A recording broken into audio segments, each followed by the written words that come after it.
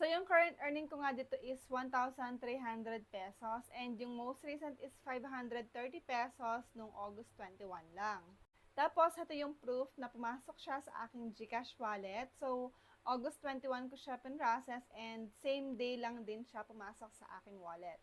Bali, para kumita dito sa earning app na to, ang kailangan natin gawin is ubusin yung mga sticks na nandito sa ating table. So, tanggalin natin yung mga screw na nakalagay ng mga yan. Tapos, dapat lahat na nakalagay dito is maubos na. And yung matira na lang is yung mga butas na ganito at saka yung mga screws. So, every level, iba-iba yung mga nakukuha natin. Meron tayong nakukuha mga green money, gold bars, gold coins, and yung mga yon convertible into cash lahat. At dito, dalawa yung payment withdrawal method nila. Meron silang Lazada at saka GCash wallet. So, depende na lang sa inyo kung ano yung gusto ninyong gamitin. And nagre-reflect yung payment nila within the day lang. Usually, 2 to 4 hours lang, makikita mo na agad.